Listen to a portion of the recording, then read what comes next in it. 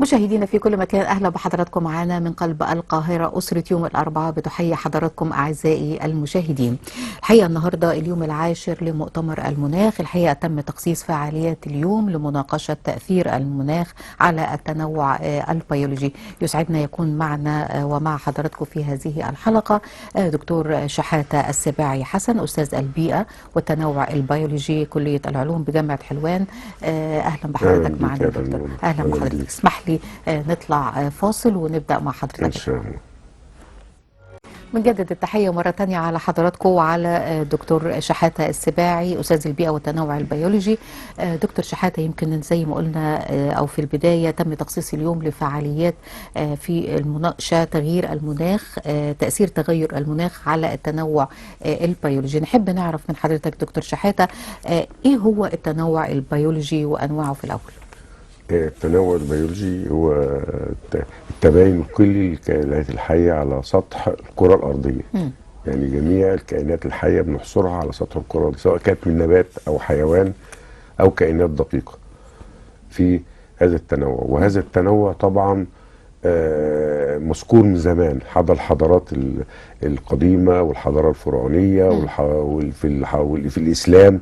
في القرآن اتذكر في القرآن 85 آية في التنوع البيولوجي، والذكر فيه صور زي سورة العنكبوت وسورة والنمل والنحل، وذكر فيه آيات كتير جدا عن التنوع البيولوجي. فهو ذكر من قديم الزمان في الحضارات وفي القرآن الكريم، حتى الحضارة الفرعونية ذكر هذا التنوع. أهمية هذا التنوع للبيئة إيه والحفاظ عليها؟ الأهمية بتاعته هو الحفاظ على الكائنات الحية واستمرار الحياة. لولا هذا التنوع لا ما استمرت الحياة، لأن هي سواء تنوع نباتي أو تنوع حيواني أو تنوع كائنات دقيقة الموجودة فينا، لأنه له أهمية اقتصادية. طب هو يعني إيه؟ نستخدمه في الغذاء، نستخدمه في الصناعة، تمام. في الطب، في الدواء. يعني مثال ايه، في الطب مثلا بيستخدموه في المواد الفعالة اللي بتخرج من النباتات، زي مثلا النباتات الطبية، في انواع من العقاقير الطبية. فبتستخدم بقى ايه دي في التنوع البيولوجي مهم هنا بقى. كذلك بعض الحيوانات نفس الكلام. تمام. فلولا هذا التنوع لما استمرت الحياة. اي خلل في هذا التنوع البيولوجي يؤدي الى كوارث الى كوارث. ويعني من ضمن اسباب، يعني وسبب واحد من ضمن اسباب التغيرات المناخية هي هتهدم التنوع البيولوجي، ولو هدم التنوع البيولوجي هتنقص الانواع النباتيه والحيوانيه على مدار سطح الكره الارضيه. هيحصل انقراض بنسبه، يعني في لحد احتمال عام لحد 2050 يبقى مستوى الانقراض في الانواع النباتيه والحيوانيه من 17 الى 37%. وهذا طبعا يحدث خلل هيعمل خلل في النظم البيئيه ذات نفسها. النظم البيئية يعمل تدهور لهذا التنوع العظيم اللي ربنا خلقه على سطح الكرة الأرضية. وبكل تأكيد يعني ربنا سبحانه وتعالى خلق هذا التنوع بتوازن، ضمن المحافظة على هذا التنوع يا فندم. يعني احنا في القرآن اتباع مبدأ سفينة سيدنا نوح، من كل زوج اثنين، من كل زوجين اثنين. نعم. وربنا كان قادر يخلقهم، بس عشان يعلم استمرار الحياة، يعلم البشرية استمرارية الحياة. نعم. انه دول ما يغرقوش ويموتوا، يبقى ينقرض هذا النوع وهذا الكلام. تمام. والتنوع له انواع برضه، في تنوع وراثي وفي تنوع بيئي وفي تنوع نوعي. نعم. كل واحد مختص بحاجة منهم وهكذا. فالتنوع ده أهمية عظيمة جدا في الحياة، ولابد ان احنا نحافظ عليه بكل الطرق المتاحة علميا وهكذا في الحياة. طب اسمح لي يا دكتور شحاتة نطلع لفقرة وزير سيادة المهندس محمد شاكر وزير الكهرباء ودكتور طارق الملا أثناء توقيع هذا البروتوكول. نطلع لهذه الفقرة ونرجع لحضراتكم مرة ثانية. صباح نرجع مرة تانية أعزائي المشاهدين. دكتور شحاتة، يمكن تأثير المناخ على التنوع البيولوجي بكل تأكيد في تأثير كبير جدا، لو لم ننتبه لهذه القضية يعني ستكون هناك مشاكل جسيمة. تأثير التغيرات المناخية على التنوع على التنوع البيولوجي. النشاطات البشرية بتزداد في الايه، يعني مصانع بتطلع غازات الاحتباس، فغازات الاحتباس زي مثلا الوقود والحاجات دي كلها بتطلع الغازات. جزء من الغازات دي، وكمان في استخدام مواد فلورو كربون اللي طالعه من المكيفات واجهزه التبريد كلها، تطلع في طبقات الجو العليا احتباس حراري ولا بتتفاعل تاني مره اخرى مع مجموعه البروميد اللي في طبقات الجو العليا او الكلورايد، وتكون حاجه يعني هتعمل خلخله في ثقب الاوزون.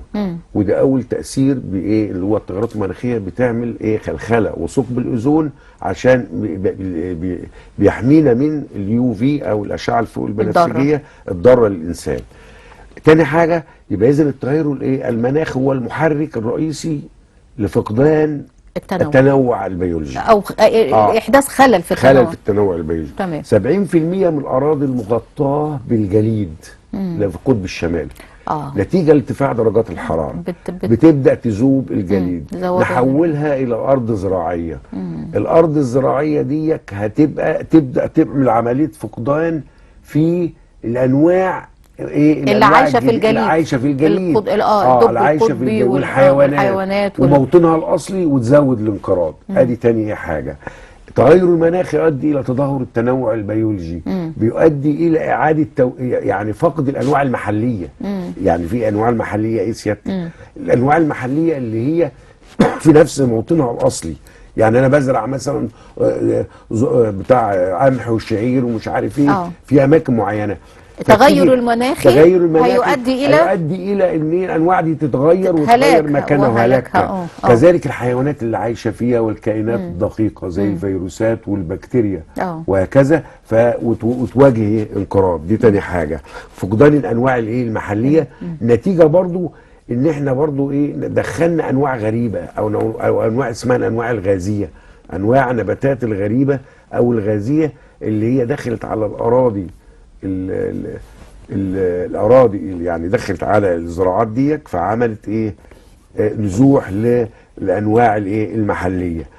درجات الحراره العاليه برضو خلت الحيوانات والنباتات اجبرتها على الانتقال من اماكنها. يعني مثلا بنلاقي كانت عايشه فوق الجبال نزلت وهكذا، يعني اتغيرت وهكذا وعملت لها هجره. كمان برضو درجات الحراره العاليه اثرت بقى على الحته الشعاب المرجانيه على الشعاب المرجانيه وعلى الاعشاب البحريه. ازاي اثرت عليهم؟ طبعا وجد في 150 سنه الماضيه من الدراسات ان فقد 50% من الشعاب المرجانيه نتيجه لتغير في التغير الحراري. عند زياده درجه الحراره درجه ونص، درجه مئويه، ده تهديد للعالم. تفقد الشعاب المرجانيه من 70 إلى 90% من عددها. عند زيادة درجة الحرارة زائد 2 عن الدرجة يعني الحالية، فبتفقد حوالي 99%. يعني قربت أو شكت على الانتهاء. عند درجة حرارة يبقى فقدنا كل الشعاب المرجانية طبعا. ودي مهمة جدا. الشعاب المرجانية دي طبعا المنظر الجمالي والطبيعي والتنوع البيولوجي اللي فيها والاسماك، وبتجذب السياح وتعمل لنا بتعمل لنا جذب للسياح، وتعمل لنا حاجات اثار اقتصاديه. انها مثلا الناس دي السياح بيجوا وبيدفعوا فلوس وبتعمل البلد وهكذا. هي خلاص احنا دلوقتي خلينا نترك جزئيه السياحه وما الى ذلك، ولكن احنا بنتكلم على بقاء الطبيعه وبقاء بتسبب لو هو ما لقاش الشعاب المرجانيه مش هيجي بالظبط. بس اكيد بكل تاكيد برضو الشعاب المرجانيه ليها تاثير على الطبيعه. لو حصل فيها اي خلل سيؤدي الى فقدان الانواع الحيوانيه وموطنها الاصلي. كمان برضو المخاطر الطبيعيه اللي بتحدث من التغير المناخي، ان هو كل اعمال غازات طالعه في انبعاثات هتلاقي سيادتك حصل تلوث هواء، يبقى المكان اللي فيه تلوث هواء، سوء تغذيه، انتشار امراض وفيروسات وهكذا. فده كله اللي هو بيساعد، بتغير النظم الايكولوجيه او النظم البيئيه. بمعنى ايه؟ النظام البيئي ده ايكو سيستم في مكان وله نظامه، وبعدين اصل في نظام بيئي طبيعي اللي ربنا خلقه، وفي صناعي. فالطبيعي ده بيدار بواسطه الطاقه الشمسيه، وبيدار بنظام طبيعي دون تدخل البشر، واذا تدخل البشر في هذا النظام اهدمه. بمعنى ان انا مثلا البشر اتدخل، عمل صناعات، عمل حاجه، ما هي دي بقى التلوثات جايه من كده، سواء تدخلات مباشره او غير مباشره. فهو بيأثر على النظام البيئي. النظام البيئي ده نظام طبيعي بيطلع كل حاجه طبيعيه، فلو اتغير هذا النظام كل حاجه هتختلف. اكيد كل حاجه. يعني اديكي مثال سيادتك على النظام البيئي الطبيعي. النباتات عندنا بتعمل عمليه النتح. لو هي طبيعيه تعمل عمليه النتح. النتح ده بيبقى بخار ميه بيطلع في طبقات الجو العليا، بيتكاثف فوق، بيسقط امطار، نستفيد منه احنا كبشر عشان ناخد ده كمياه عذب. ادي مصدر بيخليك المياه.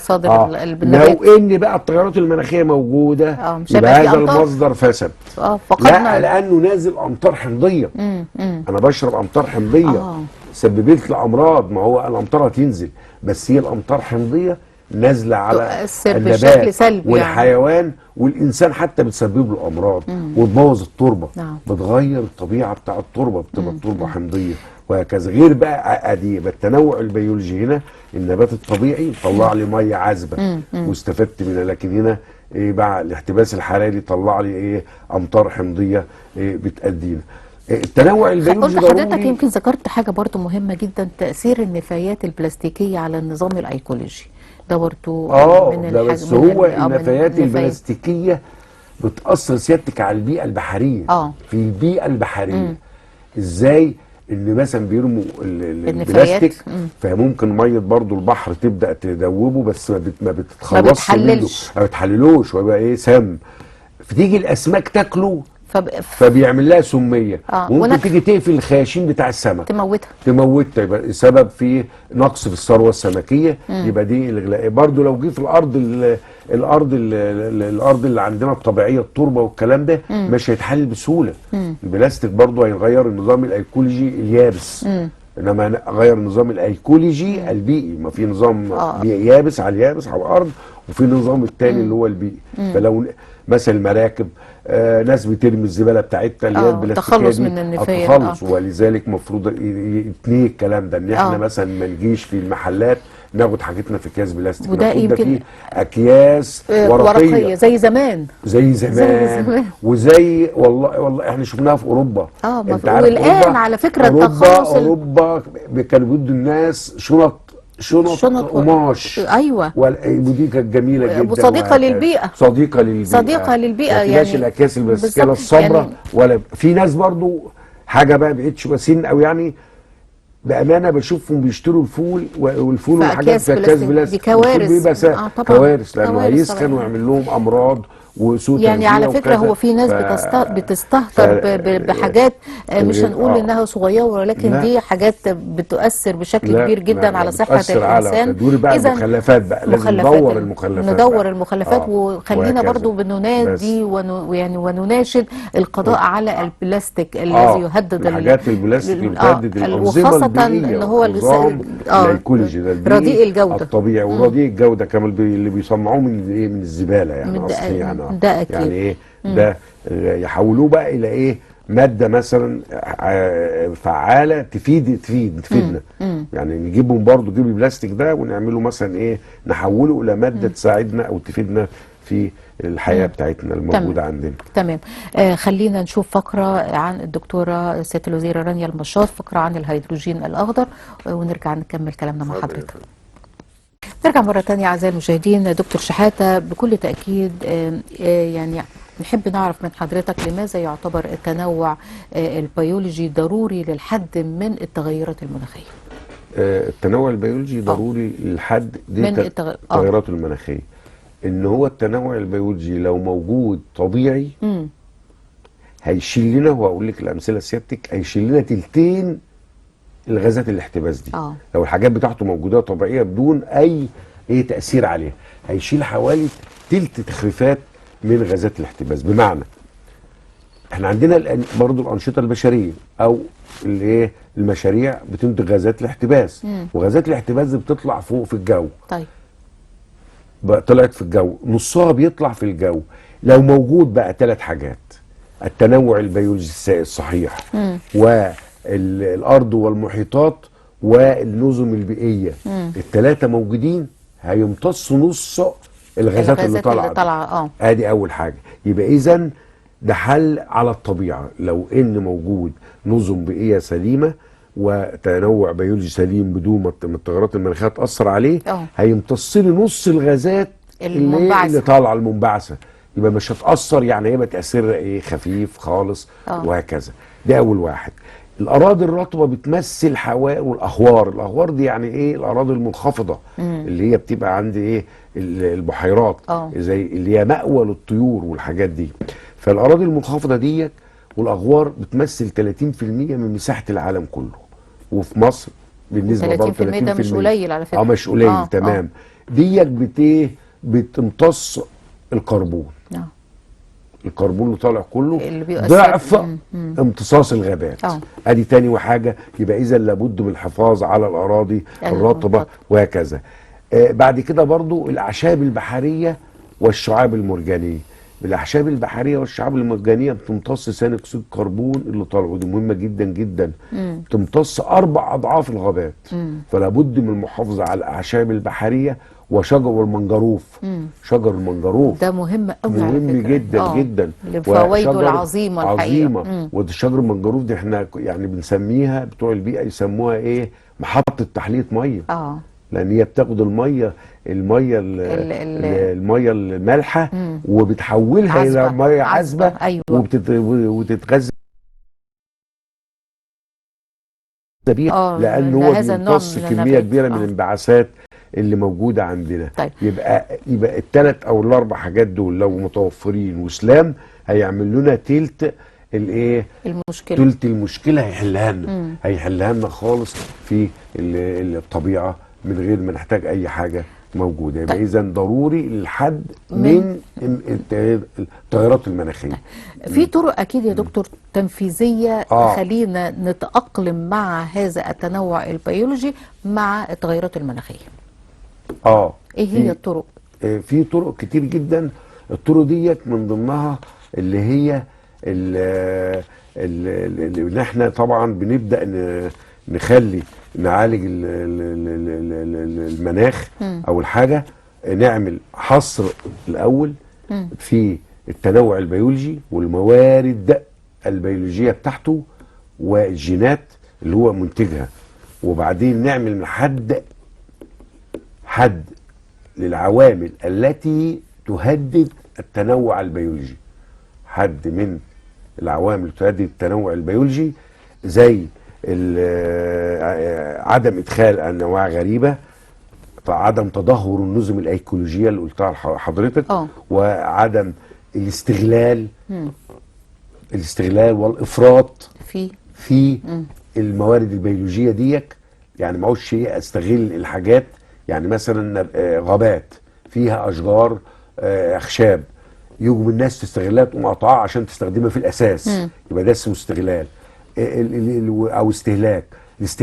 الاستغلال ان انا مثلا نباتات زي النباتات مثلا الطبيه اللي موجوده، او ما انا عشان بطلع منها ادويه وبيعها وتاجر فيها، او ما جاي مخلص عليها، عامل افراط في الحصاد بتاعها.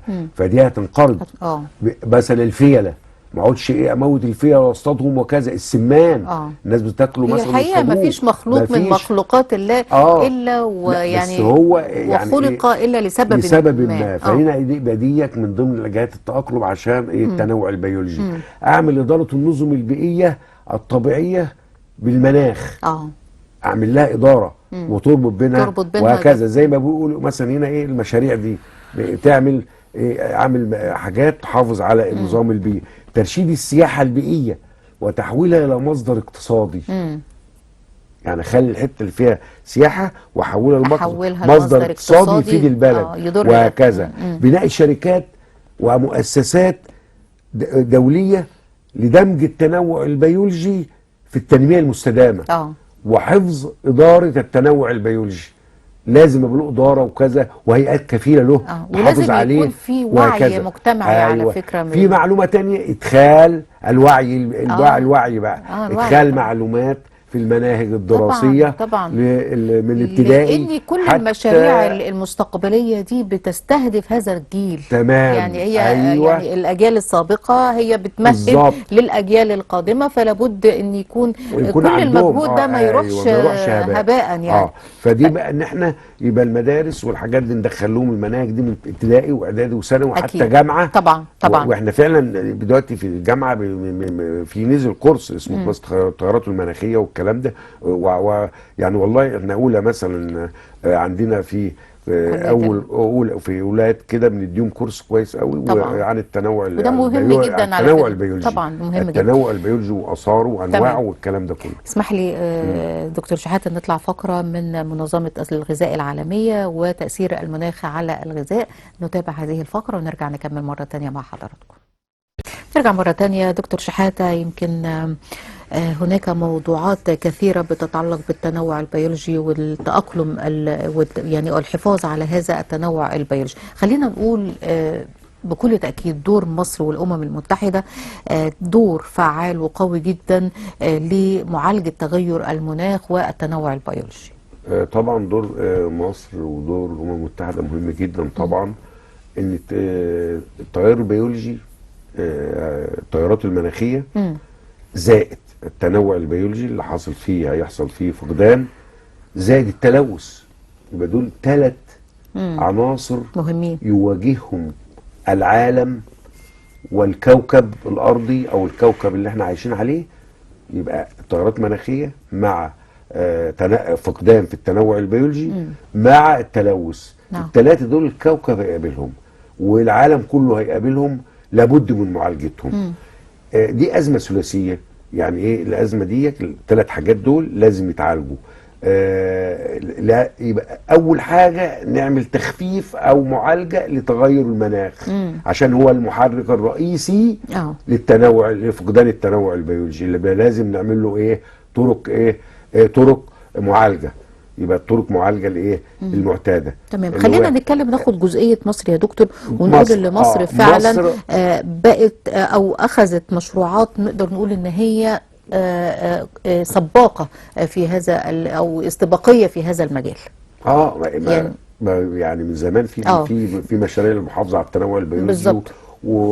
وفي ادارات وفي جهاز شؤون البيئه وذاك وهم عملوا يعني مثلا الاتفاقيه الإطارية لتغير المناخ سنة 1992 كانت ماشيه معاها الاتفاقيه برضو الإطارية برضو للتنوع البيولوجي والحفاظ عليه. ومصر دي اللي كانت عاملاها ماشيه الاتفاقيتين ماشيين مع بعض، ومصر حضرت هنا ومصر عملت الاتفاقيه دي وموجوده في جهاز شؤون البيئه وهكذا وبتحافظ على التنوع البيولوجي. الاتفاقيتين الاثنين دول ماشيين مع بعض مع يعني متلازمتين. جت برضو في فرنسا 2015 برضو كانت بتدعم هاتين الاتفاقيتين، واكيد برضو في كوبي. اذا الانتباه لهذه القضيه ده دور ده يعني شيء قوي جدا ومهم قوي جدا مهم طبعا مهم. ولذلك هو زي ما قلت لحضرتك ان التنوع البيولوجي ضروري للحد من التغيرات المناخيه. لو فكينا مشكله التنوع البيولوجي ان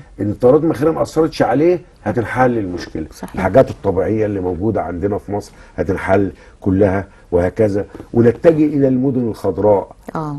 كل بلد يعني كان في تجربه اقول لحضرتك في كندا عملوا زرعوا شجره، قالوا كل المواطنين ازرع شجره وهديك $. سنة 1974 زرعوا في خلال 10 سنين 37,000 شجرة.